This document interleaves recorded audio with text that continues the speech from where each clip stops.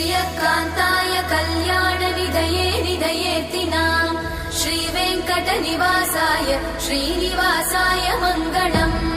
Lakshmi सविभ्रमालोकसुभ्रूविभ्रमचक्षुषे